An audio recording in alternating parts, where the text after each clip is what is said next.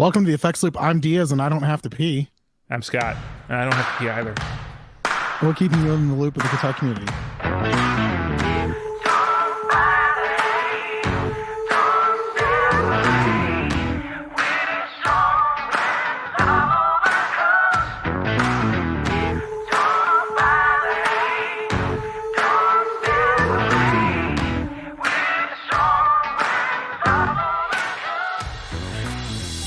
Waterfalls. Think about Don't flowing go water. chasing waterfalls.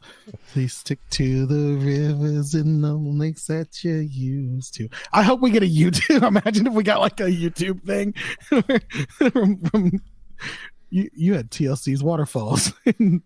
Like, no, but I was that good. All right. Anyways, this episode's brought to you by our patrons, and we have to do a shout out for our newest patron, Tony DeGraw.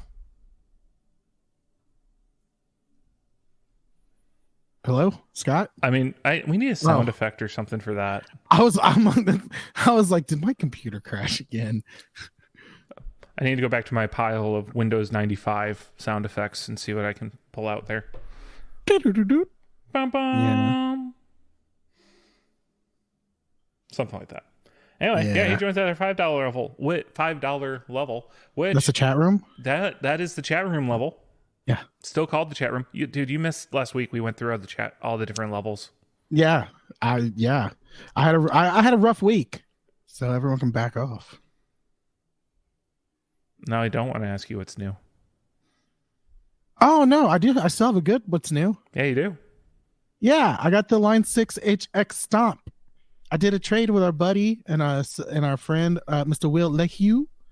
We went out to the Buc-ee's, which was the first time I've ever been to one, and that place is huge. If you haven't been to one, like, I know everyone's like, for a while I was like, what's the point? And then I stopped. I was like, holy crap, that's actually pretty cool. Have you been to a Buc-ee's? I think we've talked about this. We have definitely talked about this. Have we talked about this on the show before? Probably.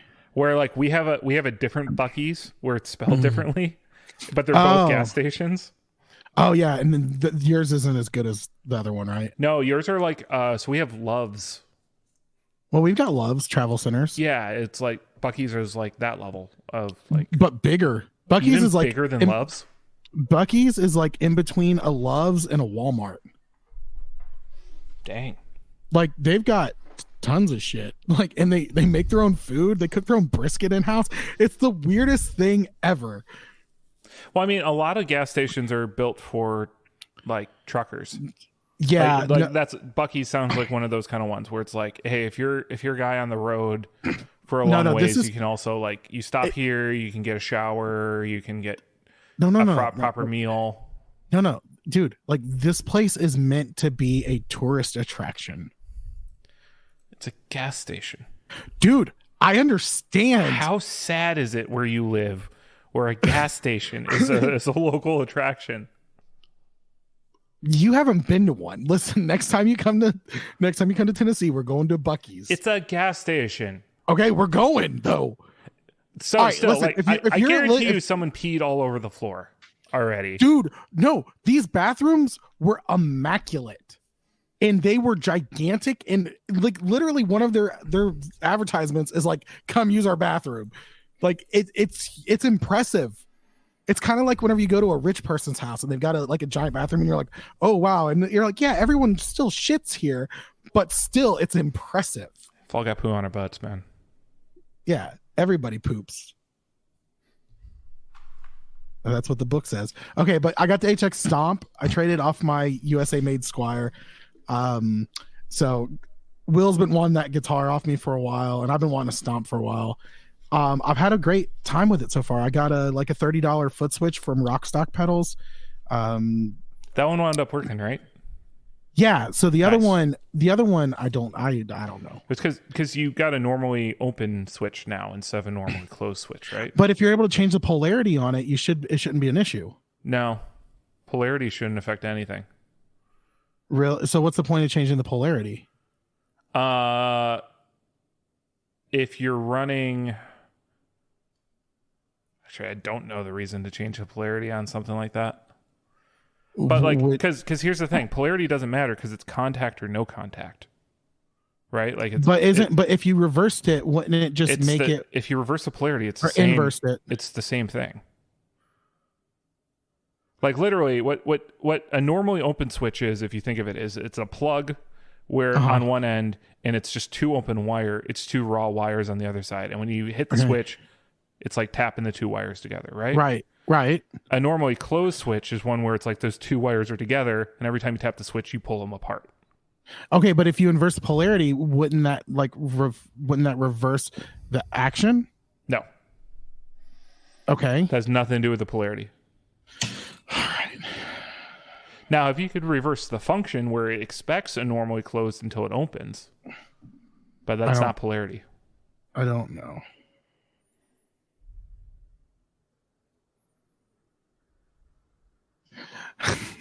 Sorry. Diaz already quit on this episode. We're done. No. Okay, Pack it up, folks. Pack it up. We're done. So before the episode, the girlfriend was a little grouchy. And I was cooking dinner, and she texts me, and she's like, "I'm sorry for being a grumpy muffin." I said, "LOL, you just hungry." And she goes, "To my dearest handsome chef, I will soon own to this shame with a second bowl of rice," because that's what we're having for dinner. We're just doing like some cheesy rice because it's easy, quick and easy. Have I introduced you to peanut sauce? Oh, sir, I don't believe you have. Okay, get like some Thai peanut sauce and just put it on rice. Like put it on white rice? Yep. Yeah? Yeah. Good. So good. It's like spicy. Yeah. It's just a little bit spicy. Nice flavor. I could just eat white rice with my Crystal's hot sauce on it because that's just the bomb. I'm so excited. I picked some up as soon as we got done recording that episode. Okay, so Scott, what's new with you? I did buy a new pedal. It's out for delivery right now. Because we're really? We're kind of recording kind of early in the day because like my meetings kind of lined up like that.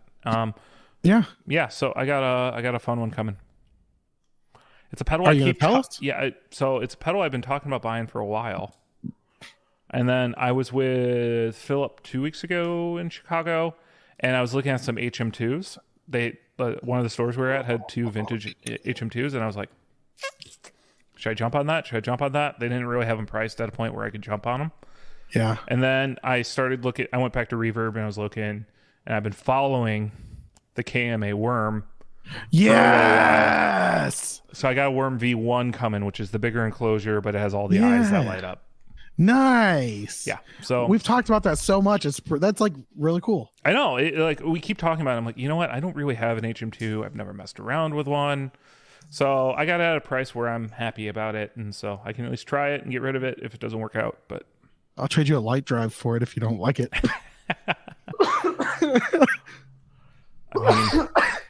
I'm trying to think of what I paid for it. That might not be a terrible deal. Really? I think I got it for $150. Yeah, I'll trade you a light drive for it. We'll see. I'd love to have one of those, especially the ones where the eyes light up. So the V2, the eyes don't light up anymore? I think on the V2 it's just one single LED. And it's a standard size enclosure instead of the double on the V2. Okay. So it's like JHS. They start big and then they get smaller. Yeah. But they cost the same amount. What's up with that? Yeah. The price, listen, we need to do price per square inch of pedal. That would be a great way. Oh my gosh, that would be hilarious as like a little thing that we do on the podcast is we get the size and the cost and we break it down per like cubic inch or square inch or whatever. Yeah, cubic would be all three. Cubic would include all space, right? That's 3-dimensional. Cubic is 3-dimensional, yes. Okay, because I would like to include the entire space of the pedal, not just the area. You don't want to look at the square inches. You want to look at the cubic inches. Gotcha. Right. I figured that out all by myself when I just said it. So if someone would write that down, please. Oh shoot! I don't. Oh, did you forget your pen? Yeah. Okay. As you can hear me clicking it in my hand as I'm playing right now. Yeah.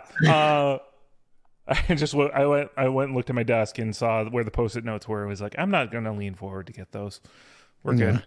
Diaz knew what cubic inches was in space versus area. This is the American education system for you kids. Listen, I'm from Florida. No child left behind. Woo! Yeah, we get matching tattoos of that. Oh boy. Well, hey, that was Jeb Bush, man. He was not playing. Gosh, Jeb! Exclamation point. Jeb. Yeah. Please clap. Okay. All right. Do you have anything else new, or can we move on to the gear? No, that was my only new thing. All right. So the first thing on the list is okay. So I don't mean in like a really bad way, but like, so Silvertone and Jackson Audio collaborate on the Twin 12 guitar pedal. Probably how much is it? Because I made the first, as soon as I saw it, I was like, oh, it's going to cost more than a Silvertone amp. No, it does not. I don't know if you've looked at the prices on Silvertones real lately, but a proper Twin 12 costs a good amount of money. Fuck. They got popular. I mean, thank you, Jack White and others. Yeah, White's like the big one, but apparently Billy Joe Armstrong played a Twin 12. Okay, so this is $250. $250 for the Jackson Audio pedal. Features as they quote, exact replica of the circuit. Okay. Which basically means they followed the schematic. But it's a solid state pedal, so it's not exactly the schematic. It's not exact part for part. It's not, but it's a popular pedal. It's that nice kind of lo-fi sound that a lot of folks have liked over the years. At $250, it does not appear to feature MIDI like a lot of the other Jackson Audio pedals because it comes in a different enclosure. I couldn't imagine setting up MIDI for this. The whole thing with like Silvertone has always been kind of basic and like simple and cheap. Yeah. What is interesting is the fact that they actually licensed or collaborated with the Silvertone branding on this versus there are other pedals out there literally called the Twin 12 from other formerly boutique, now mainstream guitar pedal makers. JHS? Yeah. So there have been others on the market for this kind of a sound, but this one actually has the name on the box. So I think there's going to be some purists there. Also, there's a contingent out there that loves everything Jackson touches. That's true. And then there's a contingent out there that seems to hate everything Jackson touches. So yeah, Brad Jackson is almost went the way of Mike Fuller, which we're not going to talk about apparently. But yeah, he hasn't helped his brand image at times. Yeah, I mean, to be honest, the Jackson Audio seems to have done a lot better than Jackson Ampworks. Yeah. The quality control at Jackson Ampworks was not where it is on Jackson Audio. I have not heard any complaints about. I've heard some complaints with Jackson Audio, but usually a lot of times it's been like with the pedals, been issues with like just programming issues. And they just need to reprogram it or they swap out the pedal. But it's not been as bad as with amps because the big thing with amps is they're bulky and shipping them's not a simple task as it is like sending out a pedal. There's a little bit more work to it, and also they're more fragile. Amps are fragile when you ship them. Pedals seem to be able to take a lot of abuse. Like, how many times have you shipped a pedal just like thrown in a flat rate envelope and just out the door? And it shows up. Are you talking about just to you or like in general? In general, but yes, also to me. Oh, yeah. Also, by the way, Jackson's website only has amp cabs now. They don't have any actual amp heads on it. Yeah. Which is interesting. I'm assuming they're built to order or something like that. But $250 for an amp in a box pedal is on the high side. But it is a double size enclosure, so you got that price per cubic inch. Yeah. Make it worth it. So I just love how the foot switch is labeled foot switch. Yeah. I mean, add that in as well. I mean, what if we do price per letter? I mean, look, price per switch and price per knob is actually a pretty real thing. Right. As well as actually a bigger enclosure does cost more money typically. So it would probably, but it does. I mean, it depends, but that's like, I mean, it's cheaper for Coke to produce a 2-liter bottle than a 20 ounce? That is a weird thing. Right. Well, part of the idea is you're paying for the refrigeration of a 20 ounce because it's already in the fridge and it's cold for you or whatever. You're paying a premium. No. Just no. In general, it literally costs the company Coke more money to make a 20 ounce than it does a 2-liter. Why? I don't know. But I'm pretty sure that's a fact. I mean, it's really just sugar and water, guys. Yeah, but they do it good. I mean, that's like saying like going to Hell's Kitchen. You're like, oh, it's just fucking scallops, but it's them making it. I mean, just scallops is still quite a good meal, but yeah. Right. Okay. Actually, allegedly, Gordon Ramsay has a restaurant in Chicago, apparently. I just found out about this weekend. I kind of want to go. It's like Gordon Ramsay's burger or something like that. Really? If I was going to eat Gordon Ramsay, I'd be really pissed off if it was only a burger. I really want to do a Wahlburger, though. I know it's mostly hype, but... I know. I just want to get it and throw it at the employees. Be like, it's fucking raw. But yeah. Oh my gosh. Did I just swear on the podcast for the first time? I did. Not the first time. That's probably the first time you might have said the F word. Maybe, yeah. Okay, but honestly, the best part is I saw this video and it says if Ratatouille was made in England, and it just showed Ratatouille, and they synced up the lip movement and everything almost perfect. Had Gordon Ramsay running through yelling at the people. It was great. All right, anywho, let's move on. Fuzzrocious Pedals has the death whistle, which is a vocal delay device, but it comes with hot sauce and a whistle. And a whistle. Oh, I can't do it. Oh, whistle. Did you just eat like 4 saltine crackers? I wish I did. Oh no, I know why you have a dry mouth right now. Never mind. Oh, bad enough. The first run is limited and are offering the intro price of $175. If they do future runs, they'll be available to dealers. New colorway. There's only 6 left in stock. Wish I had the money. This would be really cool. This thing is weird. Have you watched any demos on this at all? I haven't. I want to. Okay. So it's a pedal with a built-in microphone on it. Right. And it has a delay pedal in it and some other kind of stuff. And so literally that is the microphone. That you then run into your effects and stuff like that. So they were messing with it into a looper. Yeah. And like creating loops with it. And it was just getting really weird because then it wasn't just, hey, I'm messing with a looper.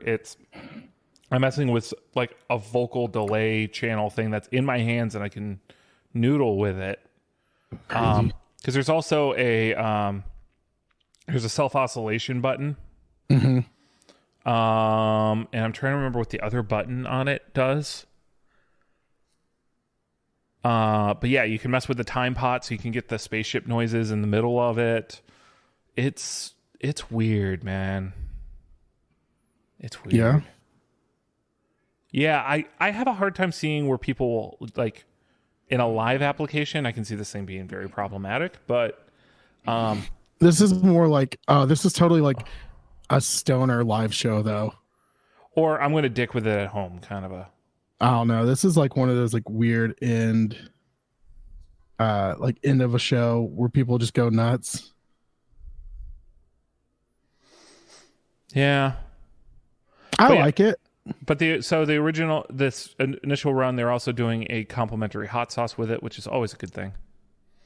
Matching artwork, and they have that 3D printed whistle. That's going with it too. I need some good hot sauce in my life right now. Yeah, hot sauce. I need some right now. Is what it is. It just sounds so good. Okay, so we'll do. We said 175 directly from Fuzzrocious. Okay, can I point out something that is a little disappointing? What's that? Also, maybe it's just a different direction. What's that? Usually, Fuzzrocious stuff is hand painted. No. Are they doing more Not screen all of printed it. stuff now? Yeah, no, they've been doing more screen printed stuff. If you want like hand, you can get a pedal hand painted. No, they've been doing screen printed stuff for a while. But they do offer. They used to do almost all of them hand painted, but they offer now where the kids will paint them. They've had that for a while. Yeah, you can have the kids paint it. Man, there's so many different pedals that you can buy from Fuzzrocious right now. Mm-hmm. Pretty nuts. They're all like super affordable too. Fuzzrocious is a great company. Every pedal I've had of theirs, I've loved. Yeah, I always love running into Ryan when I see him in places too. So yeah, Ryan's the bomb. All right, you know what else is the bomb? Whenever people do pedals that are like Star Wars related and not going to get in trouble for it. Or they're just small enough that they're going to avoid it. Yeah. So another great offering from. So how do you pronounce this company's name? VVCO. Probably VVCO or Vico. Vico. The two V's are capitalized. Double VCO pedals. Yeah, so I think we've talked about them a few different times because you've seen there's the pedal they put in the Back to the Future DeLorean car. What else have they done before? They did the SRV overdrive in a Spam tin. Yeah. So housings have always been a fun thing, but this time they're going to a galaxy far, far away. So far. All right. So the Dark Father it looks like the chest piece on Darth Vader that controls his breathing apparatus. But it doesn't look exactly like it. It looks a little different. In trouble. You've got different buttons. You got Force EQ. You got pre, light, dark, and lo-fi. And then you got 2 fader knobs. You got master and saber. You actually have 5 faders. Oh, 5 faders. Yeah, that's right. Because those are you got 2 like of the actual like faders and then 3 sliders. Yeah. So coming in at $270, for the novelty of something like this, it's not that crazy of a concept. Yeah, and it's a preamp pedal. I don't think I said that. With boost, overdrive, and fuzz powers. Yes. And a lo-fi mode. Yeah. This looks really cool. It's a silicon transistor, germanium boost, and a retro voiced fuzz, respectively. So I bet you those buttons are actually kind of easy to hit with your foot, too. I would assume. So I'm surprised. Have these sold out yet? I don't know. They have not. There's more than 10 in stock right now. Oh, wow. You can only buy them through Reverb. The other fun part is all of those big buttons have LED backing lights on them too. So in the dark, it actually looks like, how like Vader's chest piece would be the only thing you could see coming for a minute there. And then he like lights his lightsaber and it's epic. Yeah, this thing's nuts. I like it. I don't know if I'm ready to jump on it, but for the nerds out there who just, Star Wars hasn't gone completely toxic on them, check it out. Yes, please do. Actually, Darth Vader's kind of having another moment again. He's like the one character in Star Wars who's kind of preserved. Mm-hmm. Did you watch Obi-Wan? Yes. Yeah, they did a pretty good job of that. Yes, it was phenomenal. Absolutely phenomenal. All right. You know what's going to be phenomenal as well? Ren and Cuff have been teasing and now have a wait list out for the Anna, a signature pedal for Claudio Sanchez. Yes. Did you add to cart? Oh, it's out of stock. You can't. The pre-order list is full. Are you looking at the unlisted one that we know about, but wait, what? Is not technically open to the public? Oh, no. Okay, we should not have mentioned that. Yeah, there. If you go to the Ren and Cuff website, you can see there's a link to the Anna right there. There's a no deposit waiting list that's already there. And then you can kind of find out when it's actually coming out. There's been some teasings of watching Claudio play play the example of it, or what's the word I'm looking for? Prototype. Yes, prototype is the word I was looking for. Prototype. So it's clearly a dual pedal. You have a recreation of the Boss SD1 overdrive on one side, feeding a Big Muff on the other. Now, his signature sound was an 80s SD1 into a 78 op amp Big Muff. So very specific forms. You have a tone bypass mod on the Big Muff, which is always one of my favorite. It's almost like you have a boost switch when you do that on a Big Muff. There's a 4-position rotary switch to give you options of changing the clipping section. There's an LED clipping option on the SD1 side as well, or a clipping diode bypass for just a straight boost, and a TS setting that gets pretty close to a tube screamer. So this is going to be really versatile. I can't believe I said versatile. Pedal. Allegedly, the final price is going to be around $350. Yeah. Well, it's cool. I'm surprised it's taken this long to get a signature pedal. Has he had one before? I don't know. I mean, Coheed and Cambria is one of those bands that has had such a devoted, very vocal fan base that have pushed me away from them from the very beginning. Yeah. And even that, they're a very different. Their style of music was very different for the time because they're kind of prog rock with very some of their stuff. And so, I mean, it's kind of like My Kim meets Rush is the best way for me to put it. Best way for me to put that is no thank you. And I'm like, sign me up.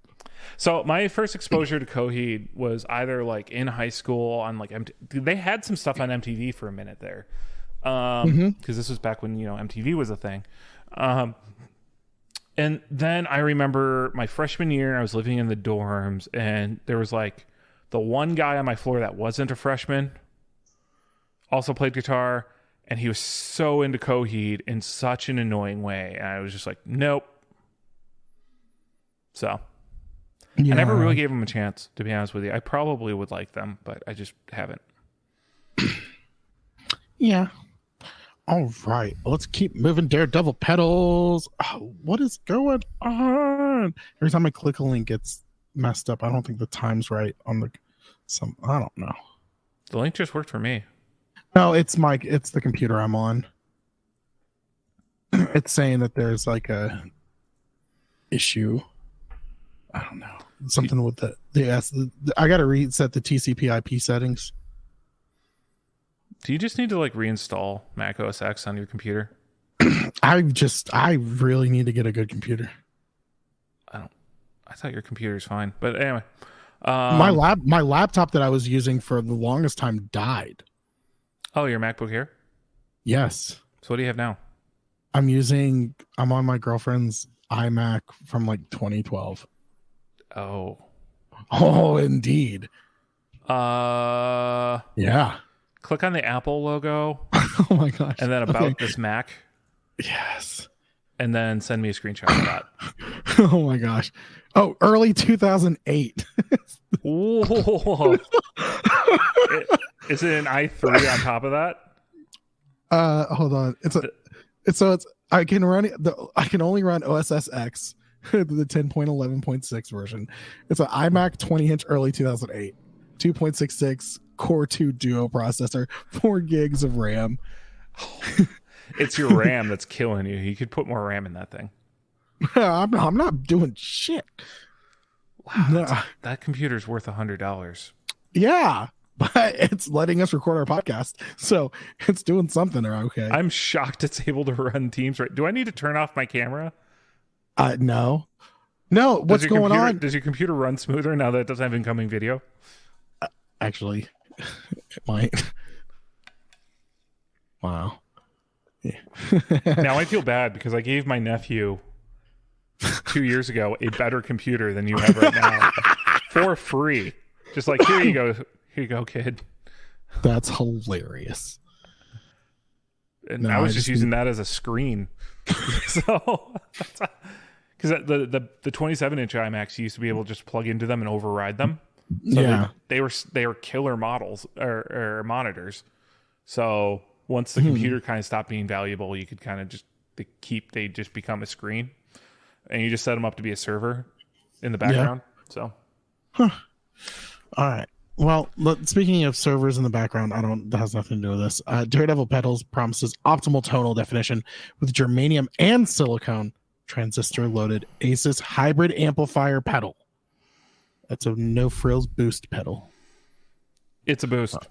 Yeah, okay. Chicago-based. Yeah, I've seen them around. Yeah. They hate tall people or something? No, I just don't. We don't do pedal demos. Why would they I don't know. Other than sending us a press release, what? You can talk to. We talk to people sometimes. Say hi. Ugh. Oh, I'm sorry. All right, it's $170. Oh, $169. Nice.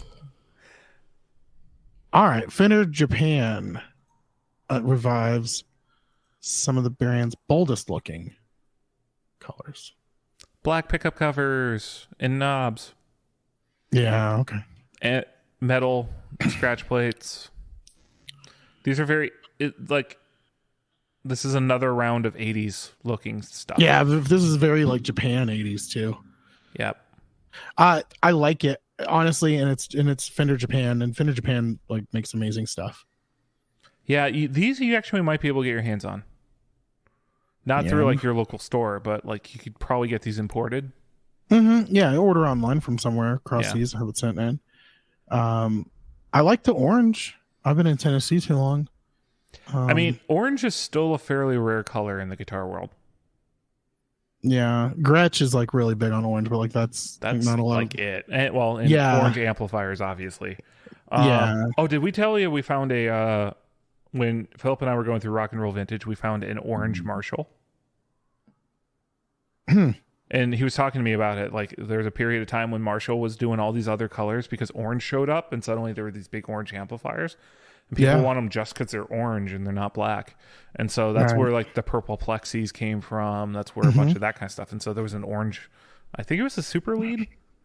Phil probably remembers what model it was. I didn't look too hard at it because I'm not buying a vintage Marshall. Yeah. Instead, I'd buy a Friedman. Yeah, honestly, a Splawn. I was trying to segue you into our next topic.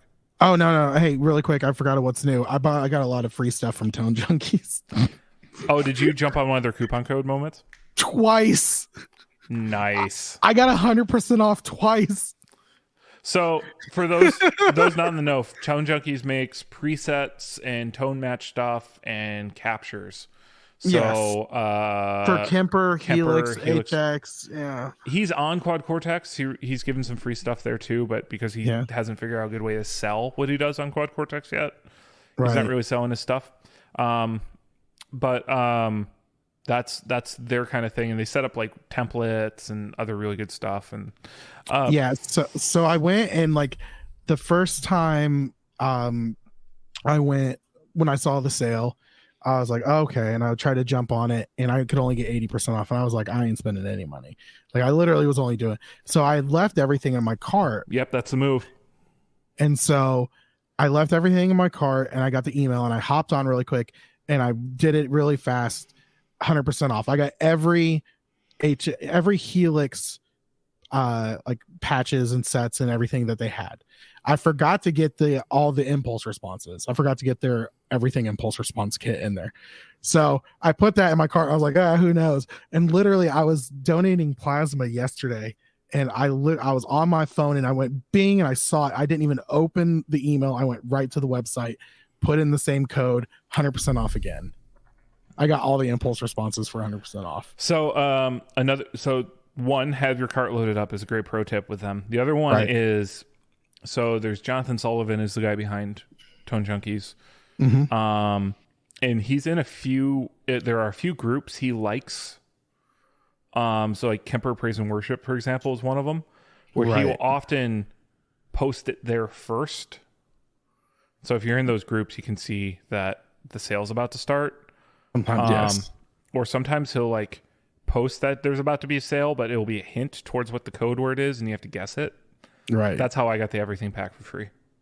Nice. I did. So there's different ways of watching. I've bought stuff from him too, but and I mean I did the year-long pass thing with them 1 year, and but yeah, check them out. Yeah, they make really good stuff, and it's particularly, I will call it mix ready sound, where it might not be perfect at home, but basically everything they do will sit in a mix just ready to go. Right. And I do, it's like I've gone through a couple of their things and it wasn't, I don't know. I have to, the main thing for me is like getting all my patches to be about the same level. Mm-hmm. That's been really tough because it's just, there's so many things going into it. I got to find like the easiest way to do that. You need a plug-in on your, you plug into your audio interface, and there's a plug-in where you can read your level and you just normalize everything to that. Oh, wow. Yeah. What's a good level to normalize to? I normally normalize to about minus 12 dB. Okay. Very cool. So there's still headroom there for something to go wrong, but it's still plenty loud. Yeah, you know what else is plenty loud? Friedman revealing the revamped version of Steve Stevens' signature amp head. Friedman, no way. I wish someone segued did this earlier. Oh my gosh. Who would have thought of that? Yeah, so I mean, it's been they made a model for him in 2011, so this is a refresh. Yeah. New set of channels on it.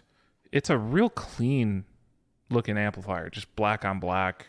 And Friedman's a great brand. I've never heard anyone really talk crap about Friedman, like the quality or sound. I mean, that's been the whole thing. It's like, yeah, they're Marshalls, but they're ones that can last a tour. That's what I've always heard about them. And they sound phenomenal. Yeah. And it's amazing that Steve Stevens is still Billy Idol's guitar player. Yeah. No, that's such a great career for a sideman of keeping that relationship from going sour. Oh yeah, for sure. But it's also one I think it's one of those ones where Billy Idol's, it has more to do with Billy Idol than it has to do with Steve Stevens. Where it's like he might not be such an insufferable person that you just replace the guy. Oh, this is foreshadowing to our topic. Maybe. No, I forgot what our topic was. No. Anyhow, anyway, in related news that of amps I'm not going to buy, Boss has expanded its cube range to add the dual cube LX and the dual cube bass LX. No one asked for this, Boss. I don't know who's buying this. Literally fucking no one asked for this. Like, and they're expensive. Like the Katanas are cheaper than these. Like you have the Katana Air thing, right? Well, so the dual cube LX is $300 and the base version is $360. I'm pretty sure the Katana is $250 still, isn't it? $250, $260? Yeah. Well, here's the thing. Why are they? Sorry, this is not what people need, and this is not. Are they like for busking or some bullshit like that? People like, buy. Are these battery powered? Is that why? I don't know. Wireless expansion. So does it have wireless already built in? I don't. This is just. You keep doing the freaking. It can also be a vocal PA stuff. Oh, okay. Yeah, these are the busking things, aren't they? Yeah.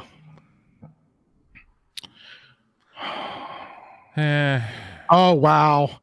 Offers backing rhythm tracks. Realistic drum grooves that represent genres such as jazz, rock, metal, and Latin. I mean, those things are good for practicing, but also you feel like a tool when you use them. No. Fuck you, boss. No one needs this.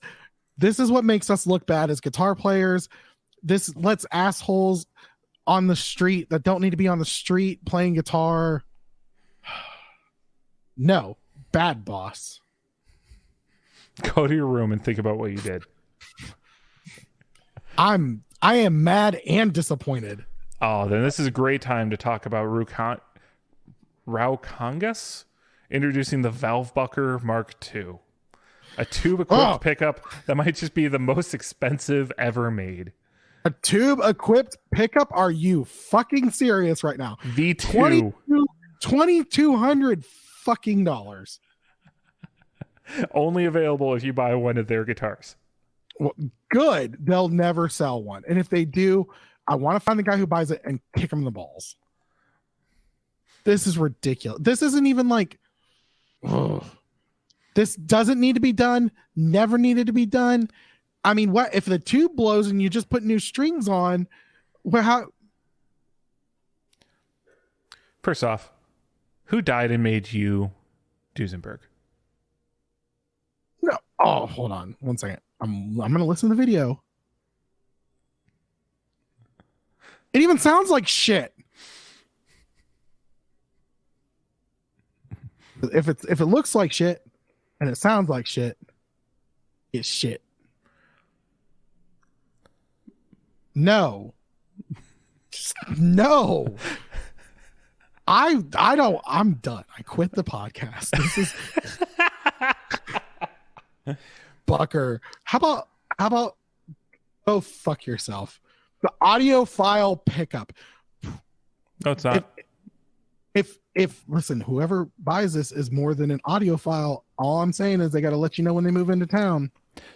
It's audio file in the context that you're conning somebody out of their money for diminishing returns. If that's your definition of audio file, then sure. Listen, directional cable. No, I'm just kidding. Don't make me go into a talk about why directional cables are a thing. Oh, Captain, my Captain. Oh my gosh, that's a throwback. If you know what I'm talking about by that, whenever I said that, put us in the group. Yes, sir. Oh, that was a deep cut. Man, that's not even our podcast. Anybody who remembers that. Not even our podcast. That's going to be your hint. Not our podcast. Yeah. Okay. We've dropped a few hints now at what that was. So yeah. All right. Just go back and listen to this audio, and we've said everything we need to say. Anyways, fuck that. That's the dumbest shit I've seen ever. And I wanted one of those jellyfish picks. Oh, I found mine. Oh, did you? I found it. Yeah. Oh, yeah. See, and I wanted that. And this is, gosh, this makes me feel so much anger. It's also huge. It's not practical at all. Okay. First things first, what's a big thing that happens with tubes? And you don't want them knocked around a lot. And I mean, you're gonna have to sit pretty damn still with this guitar. Oh, I don't think that's that big of a deal. I want to make it that big. I want it to be that big of a deal. Like I'm gentle enough with my guitars where I think a tube would survive being inside one. I hope some guy gets this guitar, pays $2,200 to have this stupid pickup put in, and is playing a show, and it knocks out, and then it causes a short, and there's a spark, and his guitar catches on fire. They're like, Ace Frehley. Like, no, dumbass, just lost. If it adds $2,200 to this guitar, that's got to be $6,000 at least. You know they're selling that guitar for $4,000. Oh, if not more. If not more. That's a $10,000 guitar. I hope it catches on fire. Yeah, I was trying to actually figure out how much one of those guitars actually costs on their own. Too damn much. Let's say it goes into a Mojo, which is their T-type. Give me pricing, please. It's like, we'll email you. Pricing, please. Oh, they have some in stock. One with the Valve Bucker, the Duke Classic. Give me a price, please. Pricing, please. Price 8,500 euros. Oh yeah, that's. And they put elixirs on them. $8,500 guitar. But the nut is made of moose shin bone. I hope that they went and killed the fucking moose and if I'm paying $8,500 for a guitar, they better have killed the moose themselves. Like they were on the hunting trip, and the moose's pelt or whatever you want to call it lines the guitar case.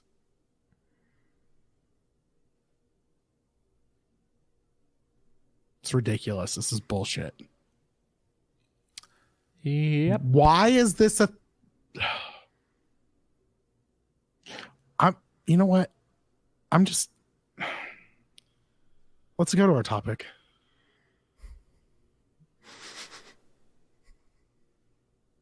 You good? Do we need to take a break? Do you need to collect yourself before we dive into this? I'm just really why is that a thing? I can get away with tubes and pedals, especially pedals that are recreating an amp or they're using, but no. Bad. No.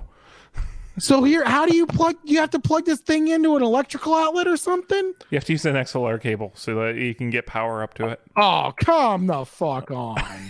And there's a pedal on the floor you have to run. What?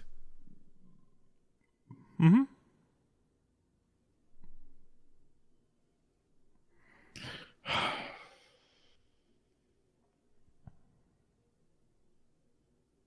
Well, this is it, guys.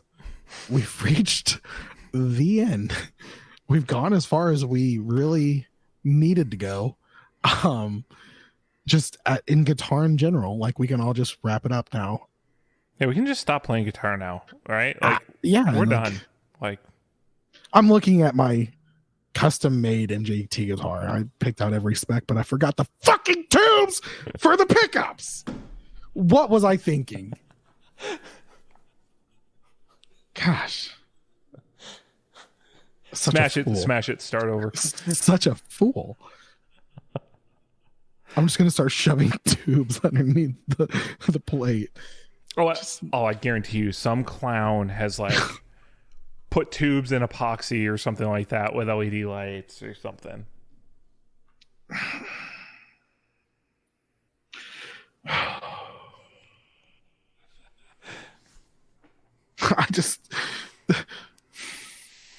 If you enjoy this content, consider sponsoring our show. just Diaz having a breakdown on air. Why? Just why?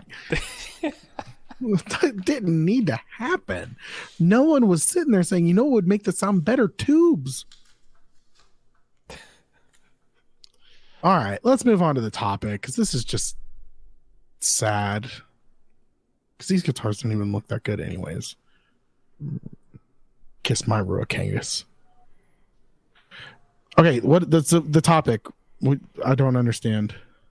Yeah, so actually, this is prompted on a recent social media post made by Mateus Asado. Yeah. He kind of went on a rant where I think he's dealing with some pretty bad burnout issues, but also just in general, how people are treated in the life of a musician.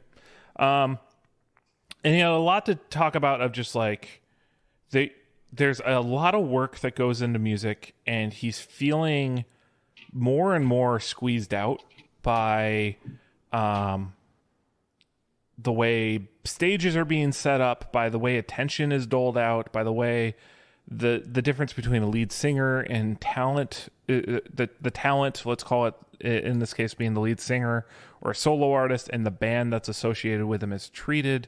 He brought up some phrases of well, suck it up because we could just replace you in a second. As costs and things are going up, they're not getting a cut of any sales on a trip, on a touring thing in most deals. So with all of that, yeah, I have opinions on this. Yeah, I'm sure you'll have opinions on the treatment of musicians versus a singer and things like that. So, what's your experience there? Let's just start there. Like my experience is I've played guitar for I've played guitar for people. I've played a lot at church, and I mean I've done a little bit of both. I've done a couple gigs where I was like the singer and guitar player. I did solo shows, and I've played gigs where I was the singer. But like, so I kind of, I mean, I've had a general bit, but most of the time when I like play and stuff, I play guitar and I play for people. You know what I mean? I'm not in a band. I've played in bands as well, but mostly if I play out now, it's like as a supporting musician. And there's so I think this is going to be my assumption. I'm probably way wrong. I'm sure people are going to tell me I'm way wrong with Mateus Assanto or what. I forgot. I don't know how to pronounce the name. Mm-hmm. He went from being this like guy posting videos of himself playing guitar, and he was doing gigs and stuff, to being this like guitar legend, and it was really a quick blow up. He's a guitar legend only to guitar players, though. Right. Like, or well, yeah. But he went from being a nobody playing in a bedroom to touring with a lot of people, doing all this cool stuff. And I believe, and he had done some touring stuff a little bit before he hit it big in the guitar world. But I don't think he gets his place and what in the line of work he's in.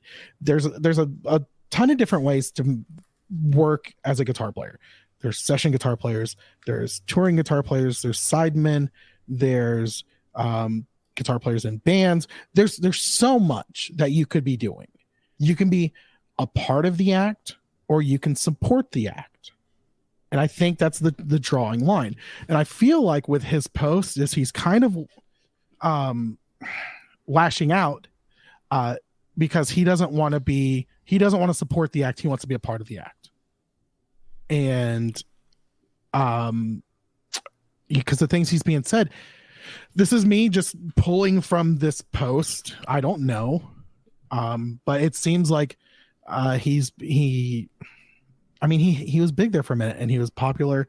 I feel like his trajectory has changed from where he might have thought he was going. Because I forgot one of the big names he was touring with. So Tori Kelly for a little bit. Yeah, and like he was touring with like these bigger artists, and there was a lot of people. He was with a South American artist for a while too. Right. Like a bigger one that I don't recognize because I don't listen to Spanish music. But like, right. Yeah. Well, and the thing is like he was getting fame himself, through mostly through the guitar world, but a lot of those guitar players were supporting that act and going and seeing it, and would be like, oh hey, you're much, and I feel like, I don't know, because it seems like the complaint is he wants to be a part of the act, and he's being treated as and I think a lot of this comes from, and I just I've watched the documentary Hired Gun, which has Phil X, a lot of these hired musicians, and they talk about how like the gig could be done like that. Mm-hmm. And that's the nature of the beast for that. Well, it's because you're contracted, or you're for hire help there. I mean, this comes into a whole factor of like, you can talk about like workforce stuff. Like a lot of us in our jobs, we could be fired in an instant, right? Like we don't have ownership over what we do. And there's a compliance aspect of that. And there's I'm showed up and I'm paid to do this job. Obviously my boss makes more money than I do. And there's a point where you can get really tired of either the workload or the compensation, things being out of whack, or you're just tired. Honestly, like I get there a lot, especially in my day job, where I'm just tired. I just need a break. It's not that I hate my job, but when I get tired, everything sucks. Right. And I can just get in that spiral. And if you don't break free from that spiral and catch it quick enough, it can get really toxic by my own making. Yeah. Which again, I'm not I don't know exactly what was behind this thing. It brought up this topic because I think it's worth talking about. Of the majority, you were talking about the different models. So there's the band model where you are a member of the band, you are part of the band, you have an ownership stake in it, effectively, right? So if the band gets signed, you're part of that band, you're going with it. And you have a voice in writing the songs. You have in all bands are different, right? In that of like sometimes a band there's one person who calls all the shots, other times it's a collaborative process. That can be different. But theoretically, if you're a member of the band, you have an ownership stake and you are tied with that name. There's the hired gun, where you are there for that tour, you're there for that recording session. You may or may not get ownership rights about it. It's all part of what you agree to and what you negotiate. And we definitely know in band situations, it's generally if one person's suffering, everyone's suffering. Mm-hmm. And you're in poverty. Whereas there are plenty of instances where, sometimes hired guns are just, you're paid a day rate, take it or leave it. If you don't want it, we'll replace you. And they can make tons and tons and tons of more money because they're operating at risk and all that. The way those dynamics work of you don't own anything, you're just there to play guitar. Right. And you were mentioning he's probably in that situation where he's a hired gun and he wants to be a member of the band. And that's I'll just be blunt. When I am in that situation, not that I'm like really in bands and things like that, but when I feel like I'm like, you're just here to play guitar, shut up moment, I get burnt out really quickly. I get resentful. Like I have a hard time existing in that environment. Right. So, I don't know. Have you been on that side of it where you're just, you're just the help? Yeah. And how did your headspace go in that? When I was just like gigging and I was just like I just got paid to play guitar. Yeah. Yeah. Not to be a part of the group or to put on a show, just to play guitar. Mm-hmm. Yeah, it was fun. I think it's just the mentality you have to have going into it. There's just a level of, so let's see. I played guitar for my brother a few gigs, and that was kind of like the thing was like, okay, we'll just learn the parts, do the parts, let's go. But that was also a short thing where like you did it and then you weren't doing it, right? Right. So I haven't done anything long period kind of like that. Yeah. But like, I don't know. I guess that's just like, I don't know. Like, I don't see why. I could see why someone might have a problem with it, but like that would be on them, in my opinion, because then they went in with a different expectation than what it was. I guess it goes with like, I was in band and like everyone works together and kind of does the thing, and even then you have people who suck and you might carry a little bit more weight, but like the whole point is that as a whole, it sounds good. And it's like, you don't get pissed at the guy who has the solo during the song. You just, you do your part, And yeah, I really think it has to do with, all right. A good example is, so Billy Joel, right? The band that backs Billy Joel is not, they're contract players, and he fired his drummer. I can't remember his name off the top of my head. Liberty DeVito. So Liberty DeVito was like Billy Joel's drummer for the longest time, and just one he said he screwed up and was like, pretty much asked, Billy Joel for like more money or something like that. It was like, hey, if there's any extra money, like if you could help me out. He's going through a divorce, and Billy was just like, yeah, I wish you wouldn't have asked me that. And pretty much someone called Liberty and was like, hey, you ready for the tour? And he's like, what tour? He's like, Billy's tour. Or no, are you ready to go in the studio? He's like, I don't know anything about that. And Billy hired a new drummer, never called him. And he got his feelings hurt, and like, he thought he was Billy's drummer and like all that. And he said it was just kind of eye opener how that's not how it is. So, I don't know. I guess for me, it's just easier to kind of deal with.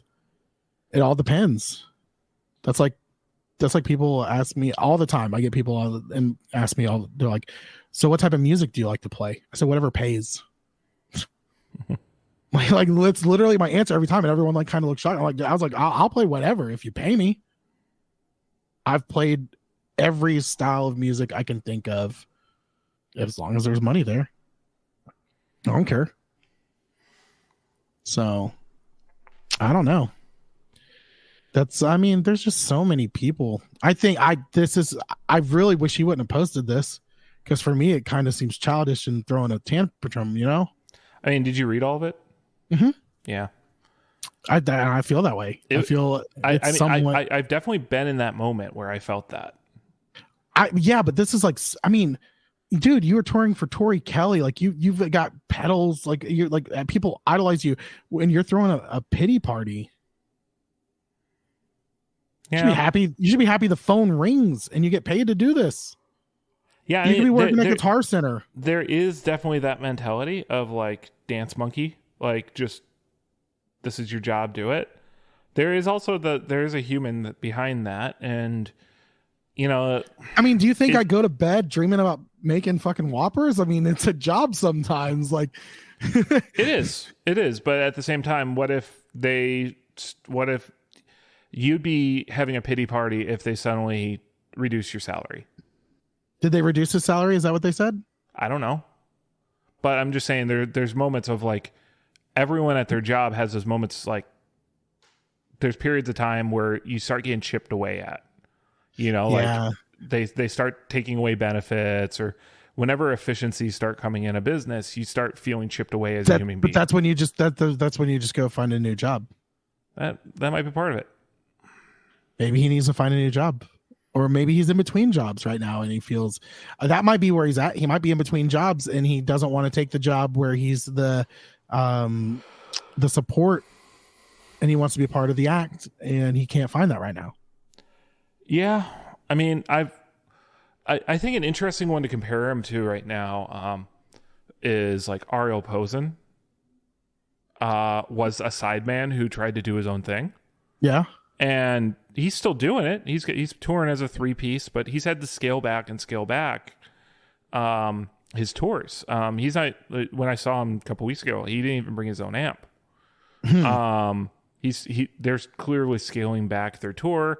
When I was there, it was a pretty small venue. Both times I've seen him, there weren't a ton of people there. Neither of the shows sold out. So he's not, crushing it the way on a tour, the way some other bands are. And kind of looks like things are they're not in a growth trajectory right now. It doesn't seem like. So it's like, would he be making more money if he was still Joey Landreth's sideman instead? Those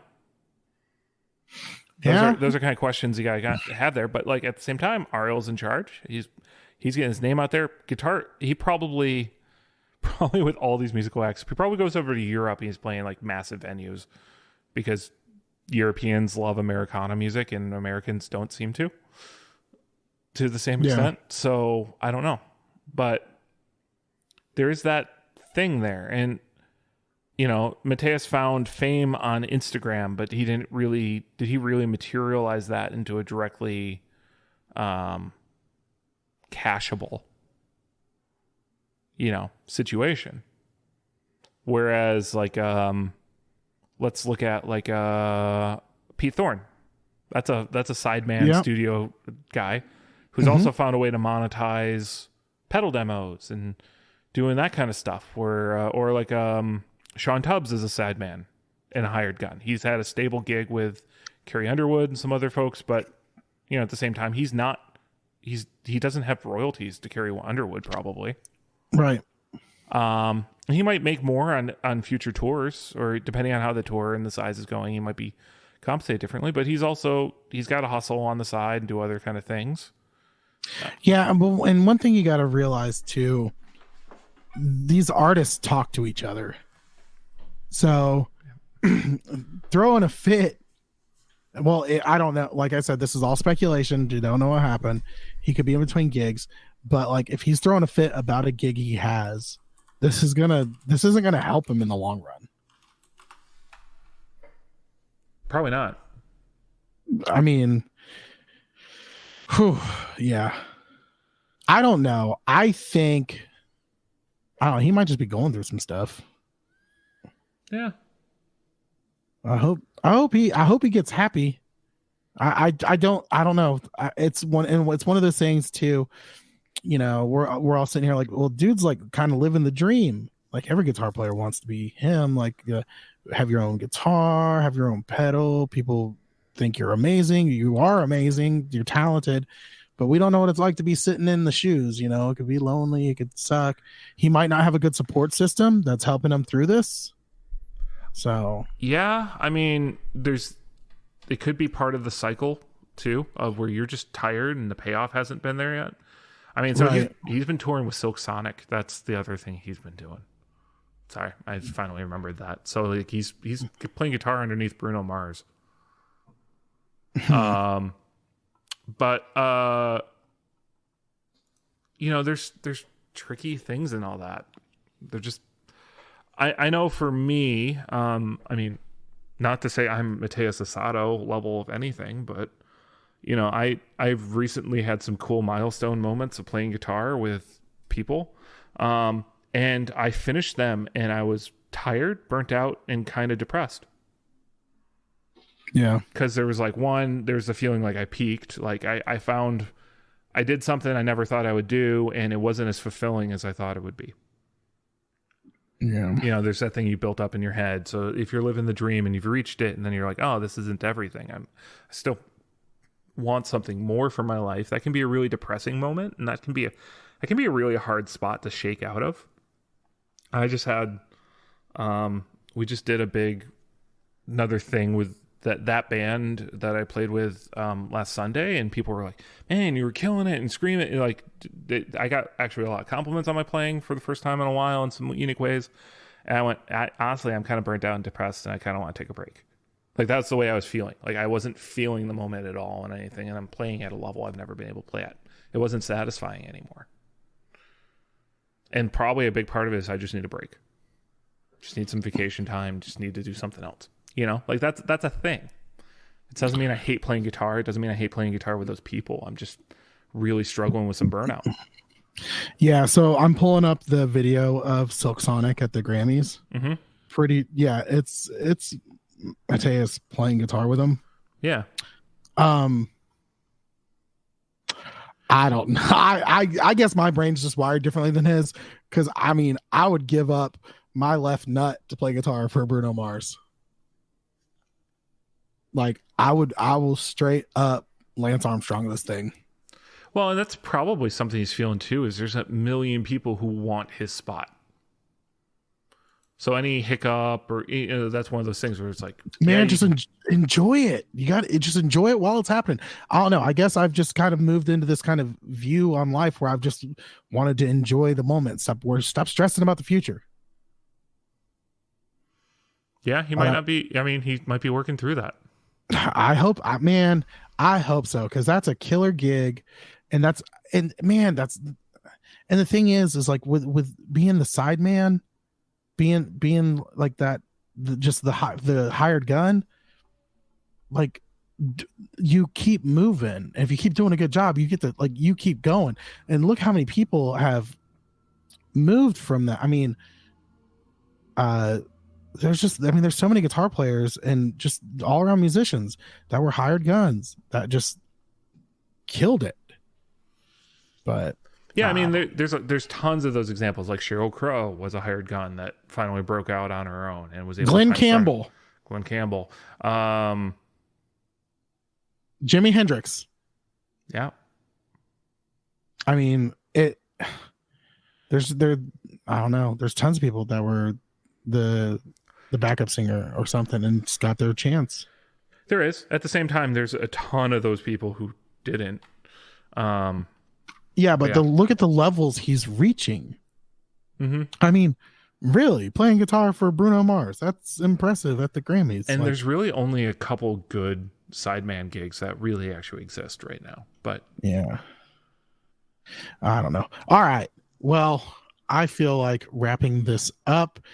before we start talking about the Valve Bucker again. Thank you for joining us. Go to theeffectsloop.com. It's got links to all of our cool stuff. Our Patreon, which is important.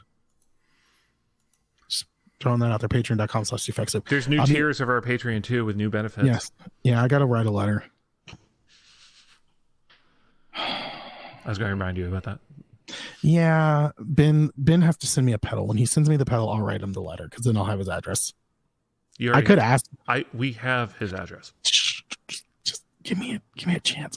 Ooh. I need to write it with like a what is it? The ink, the bird feather quill. Quill. Yes, a quill. I need to write it with a quill. Cool. You don't get to use Patreon money for that. Dearest Ben. Oh, my dearest Ben. Where the fuck do I put the comma? Sorry. It's a Hamilton reference. Okay. We're just going to end the show now, guys. I thought that's what you were doing. It's been great. Go to theeffectsloop.com. I'm Diaz. Oh, that was to me, wasn't it? Yeah, that's what you're saying. That's what you're saying, Scott. Who's burnt out and depressed now, man? I'm gonna read this notarious post. Just let it speak to myself. Yeah. All right, guys. Thanks for letting us into your ear holes this week. See you next week. Bye. We are strong. We have to just keep pushing along. We are one. So let's come together, show some love. There are many things that this world needs, but the most important one is unity.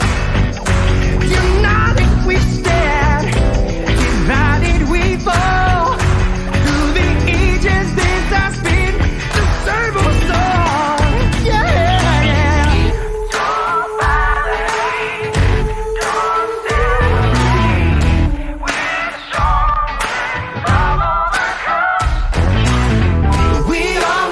We are strong. We have to just keep pushing along. We are one.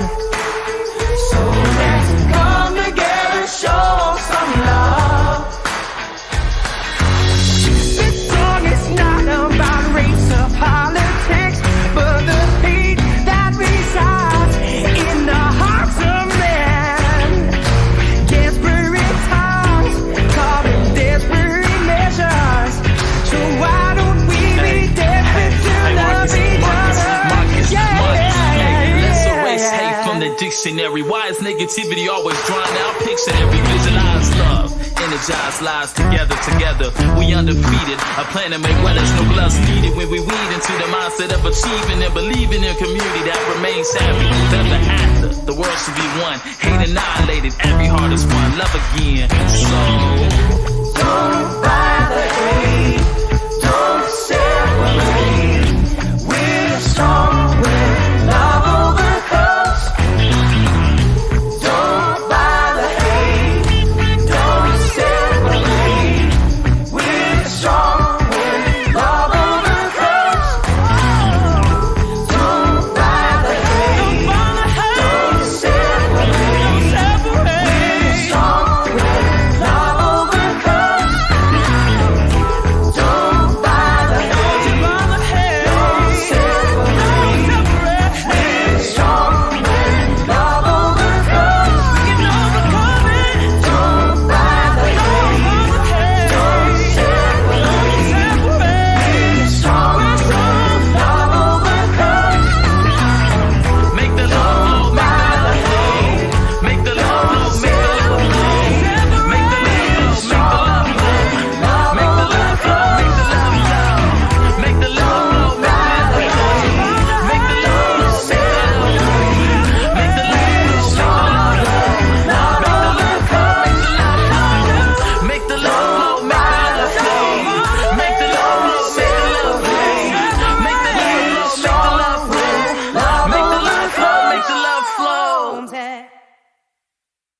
Let us into your ear holes. Oh. Ew. That was the most awkward ending of the show ever.